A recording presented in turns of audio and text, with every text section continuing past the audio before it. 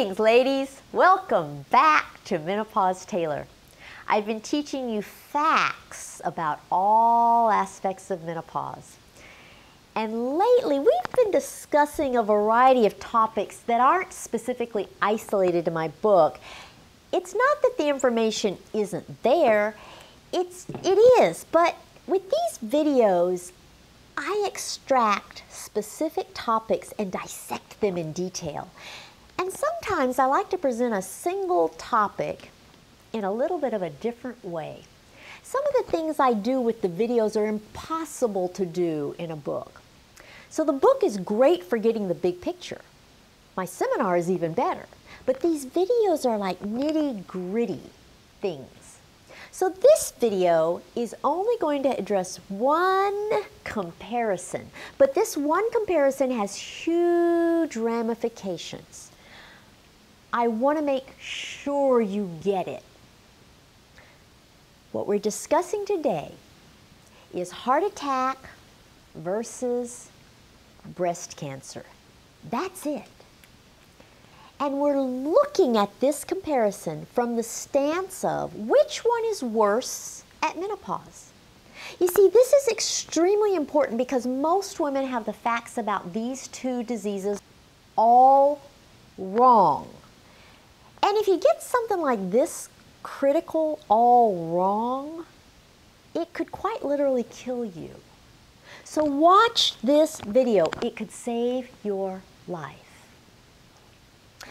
Let's test your knowledge. Take this little quiz and see how many questions you answer correctly. Question number 1. Which of these two diseases kills more women during menopause? A, breast cancer. B, heart attack. Question number 2. Which of these two diseases is easier to prevent with your menopause management? A, breast cancer. B, heart attack. Question 3. Which of these two diseases is less curable? A, breast cancer. B, heart attack. Question 4. Which of these two diseases kills 1 out of 2 women? A, breast cancer. B, heart attack. Question 5. Which of these two diseases warrants the most focus when it comes to your menopause management? A, breast cancer. B, heart attack. So what do you think? You want the answers? Here they are. The answer is B, heart attack for all of them. That's right, heart attack. So how'd you do? Heart attack kills more women during menopause. Heart attack is easier to prevent with your menopause management. Heart attack is less curable. Heart attack kills 1 out of 2 women. And heart attack warrants the most focus when it comes to your menopause management. Are you shocked? Most women pay much more attention to breast cancer than they do to heart attack. That's a big mistake. They've got the emphasis on the wrong syllable. So let's compare and contrast these two diseases, and you can get your emphasis on the right syllable and focus on the most important disease for you. We'll start with statistics. At the age of menopause, which is about 51, 1 in 3 women has heart disease likely to result in a heart attack. 1 in 35 women gets breast cancer. Big difference, 1 in 3 versus 1 in 35. Here's another set of statistics. At the age of menopause, 90% of women have risk factors for heart attack. 12% of women have risk factors for breast cancer. Another big difference, 90% versus 12%. And finally, starting at the age of menopause, 1 out of 2 women die from a heart attack, and 1 out of 29 women die from breast cancer. 1 out of 2 versus 1 out of 29. You see, just those 3 statistics, all by themselves, should make you say, holy cow, the most likely thing to get me is a heart attack. Okay, so let's talk about diagnosis of these 2 diseases.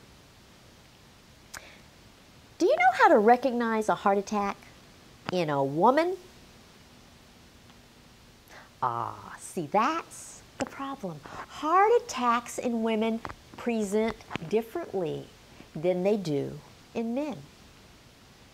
Every man will say he has chest pain. It feels like an elephant sitting on his chest, and it radiates down his left arm. Women don't say that. Women don't have that.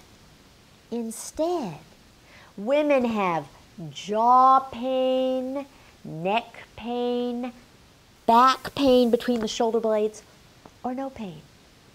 Jaw pain, neck pain, back pain, or no pain. And women may not even use the word pain to describe what they feel.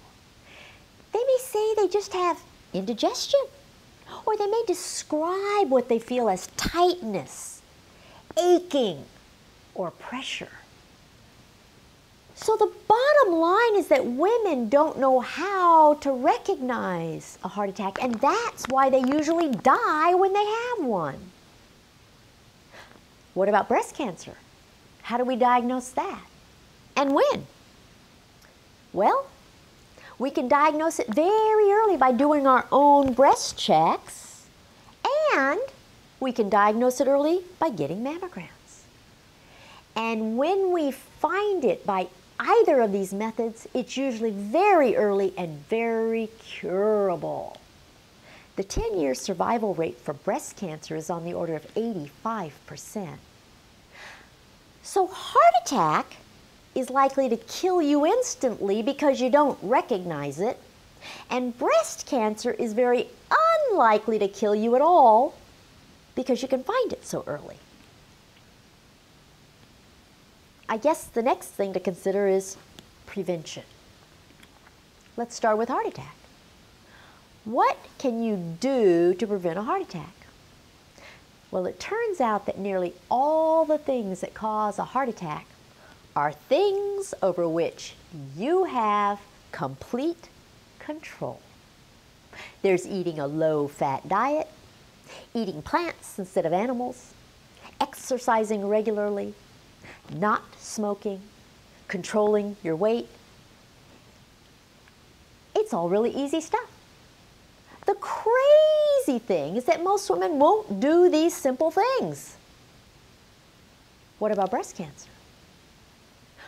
What can you do to prevent breast cancer? All the same stuff. But there are a bunch of other things on which you have no control, such as your age, when you started having periods, how many children you had, how old you were when you had your first child, when you became menopausal. Prevention is always easiest when you have control over the means. With heart attack prevention, you have most of the control. With breast cancer prevention, you don't. What about risk? Of course, with both of these diseases, your family history matters. But there's a huge difference between the two when it comes to your family, and most women don't know this. So, watch and listen closely. I made a family tree. Now, this family tree, if you'll notice, has 5 generations. 1, 2, 3, 4, 5. This is you. These are your kids. These are your parents. These are all your grandparents. And these are all your great-grandparents. No spouses are on here because spouses are not in your family. They don't genetically affect any of your risks. So nobody's spouse is on here. These are your blood relatives, okay? Notice it's a multicultural, multi-ethnic, multiracial family. I made sure to include everyone. So let's start with how your family history affects your risk for a heart attack. It's really simple. If anyone in your family, your genetic family, has had a heart attack, it increases your risk, period. So here's the family tree. Here are your great-grandparents. Here are your grandparents. Here are your parents and their siblings. Here's you. Here are your children. These are your brother and sister with their families, okay? That's who's on the board. So this family tree shows everybody who's genetically attached to you. And so anyone on your whole family tree who has had a heart attack increases your risk for a heart attack. They all matter. It can be someone on your mother's side of the family or on your father's side of the family. It can be a male or a female. It can be an immediate relative or it can be a more distant relative.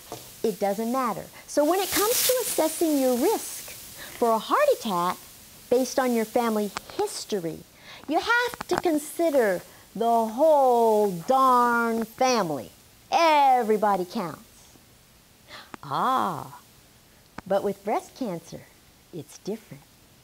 With breast cancer, only certain relatives contribute to your risk of breast cancer. And they include only a few of your relatives. Here's the family tree again. And here you are. Guess which relatives matter when it comes to your risk for breast cancer?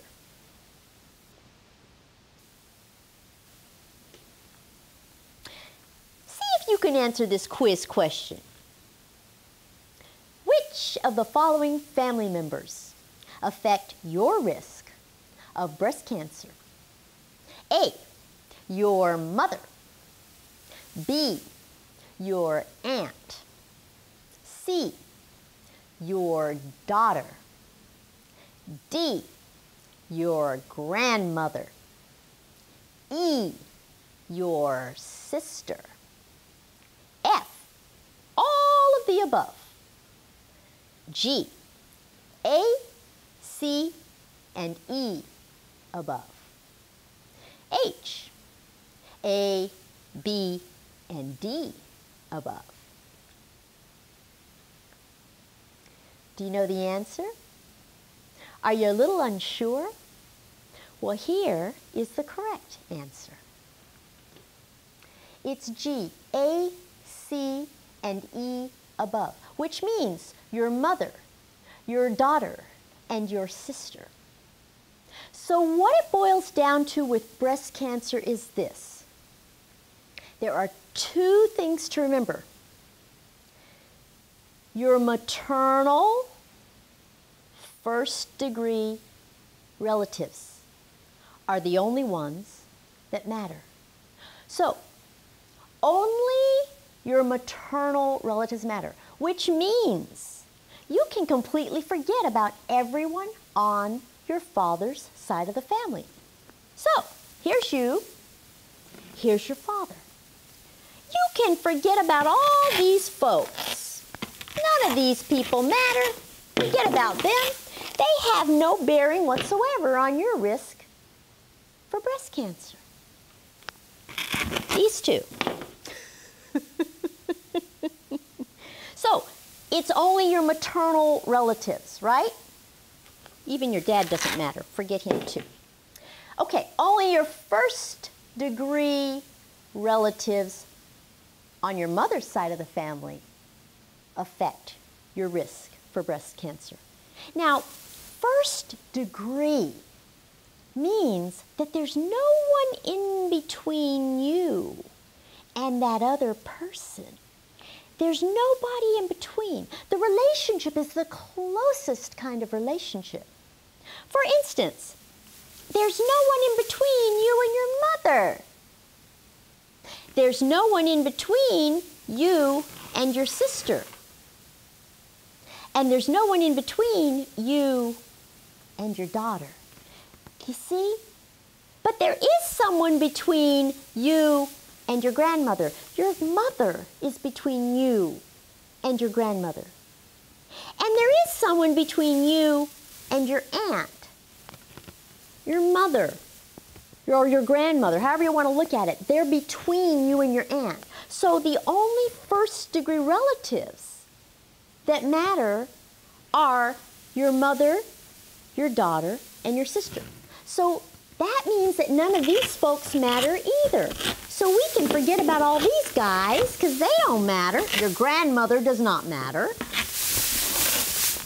None of these people matter. And of course, your sister's children don't matter. Your brother's children don't matter. And while your brother matters, males and breast cancer, that's a very rare event. So really, they don't matter either. Look what you're left with.